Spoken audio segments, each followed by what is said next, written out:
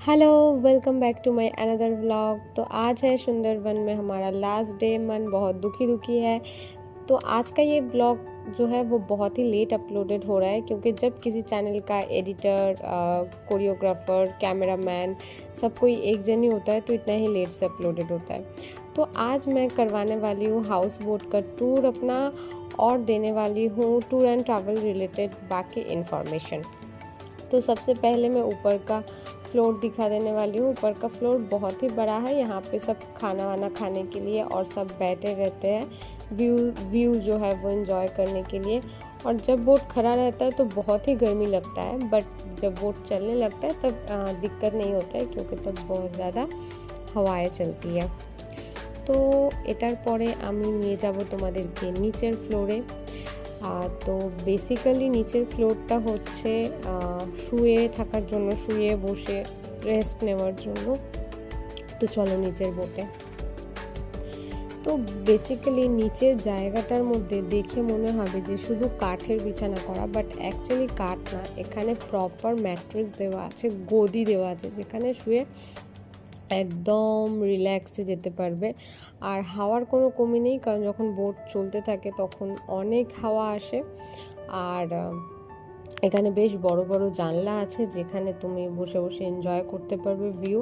তো আমাদের বেশিরভাগ সময়টা নিচেই কেটেছিল, তার কারণ হচ্ছে বাবুকে নিয়ে ওপরে একটু রিস্কের হয়ে যেত, সেই জন্য আমরা বেশিরভাগ সময়টা নিচেই কাটিয়েছি। আর নিচেটা সব থেকে বেশি বেস্ট, কারণ নিচেতে জলটাকে আরও কাছে দেখা যায় আর প্রকৃতিটাকেও খুব সুন্দরভাবে এনজয় করা যায় বসে বসে। তো আজকে দেখতে দেখতে বোট তো স্টার্ট হয়ে গেছিলো। তো আজকে আমাদের ফার্স্ট অ্যান্ড লাস্ট লোকেশন ছিল পাখিরালয়, যেটা একটা লোকাল মার্কেট। এখানে অনেক রকম রুম ডেকর বলো বা ডিফারেন্ট জিনিসের এখানে, মানে ডিফারেন্ট জিনিস এখানে পাওয়া যাচ্ছিলো। তো সবার ফার্স্টে আমরা চলে গেছিলাম, ভাবলাম যে মানে ঢুকেই দেখছি বেশ অনেক দোকান আছে।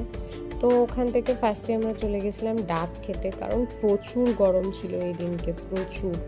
তো ডাব খেতে দেখছি বাচ্চাটাকে একটু দিই, বাট আমাদের দুষ্টুরো খাওয়ার চেষ্টা করছিলো বাট পারছিল না, সেই জন্য ওর বাবা একটা কাপ খুঁজতে গেছিলো যেটার মধ্যে ঢেলে ওকে খাওয়াতে পারি, আর আমি বসে বসে খাচ্ছিলাম। তো এরপরে আমরা চলে গেছিলাম দেখতে যে কোথায় কী আছে। তবে এখানে সব থেকে যেটা বেস্ট সেটা হচ্ছে উডেন, মানে কাঠের वुडन चीज़ें इतना अच्छा है। रूम डेकोर का बोलो या फिर ज्वेलरीज बोलो, वुडन का बहुत ही अच्छा चीज़ है, जो कि मुझे बहुत पसंद आया था और मैंने बहुत सारा चीज़ें खरीद भी ली थी।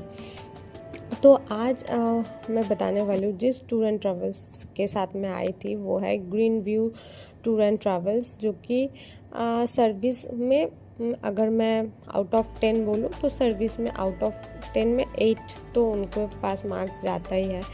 फूड्स, उनका बिहेवियर, जो ट्रैवल गाइड है वो सब भी बहुत अच्छे से गाइड वाइड किए थे हम लोगों को। और अगर इनके साथ कोई जाना चाहता है और जिनको नंबर चाहिए तो वो मुझे कमेंट्स कर सकते हैं, मैं उनको नंबर प्रोवाइड कर दूँगी।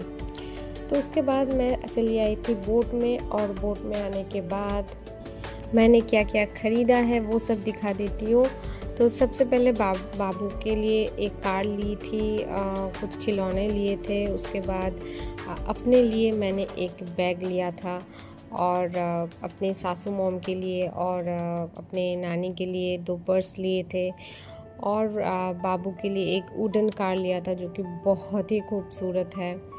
और मेरे मम्मा के लिए ली थी मैं एक वुडन सेट ज्वेलरी का, जो कि बहुत ही खूबसूरत था। मम्मी तो पाके खुश हो गई थी, जैसे उनको कुछ डायमंड का मिल गया हो। और ली थी यहाँ का हानी। মধুর ব্যাপারে একটা খুব ইম্পর্টেন্ট জিনিস বলে দিই, এখানের মধু 2 রকমের হয়। একটা যেটা ওরা জঙ্গল থেকে লাইফ রিস্ক নিয়ে আসে, আর একটা হচ্ছে যেটা ওরা নিজেদের ঘরেতে চাষ করে। এবার দুটোর মধ্যে পার্থক্য এটাই, যেটা তুমি জঙ্গল থেকে নিয়ে আসে সেই মধুটা অ্যাকচুয়ালি একটু পাতলা হয়, আর বোতলে ভরার পরে একটু ঝাঁজ থাকে। আর যেটা ঘরেতে ওদের চাষ করা হয় সেটা খুবই ঠিক আর খুবই মিষ্টি হয়, যেটা নর্মালি ডাবরের হানি টানি যেরকম হয়। তো তোমরা যখন যদি কেউ সুন্দরবন থেকে থেকে মধু নিয়ে আসো, তো এই জিনিসটাকে একটু খেয়াল করে আনবে, আসল আর নকল। অ্যাকচুয়ালি নকল না, দুটোই আসল, কিন্তু সব থেকে বেস্ট হচ্ছে যেটা জঙ্গল থেকে নিয়ে আসা যায়। তো জঙ্গল থেকে নিয়ে আসা হয়েছে বলে অনেকেই নিজের চাষের মধুগুলো চালিয়ে দেয়। তো এরপরে আমাদের কাছে ডিনারে ছিল ইলিশ বিরিয়ানি, যেটা এগেইন খুব টেস্ট ছিল, কারণ বিরিয়ানির মধ্যে ইলিশের ফ্লেভারটা তো আর কেউ পাবে না, আর এটা মানে যে বাঙালিরা পায় সে তাদের একবারে স্বর্গ মনে হয়। এছাড়া ছিল আমাদের ওই দিনকে স্যালাড, আর ছিল আমাদের চিকেন কষা। তো এগুলো খাওয়া দাওয়া করার পর আমাদের বোট চলেই এসেছিলো সোনাখালি ঘাটে। চলো টাটা, আবার দেখা হবে।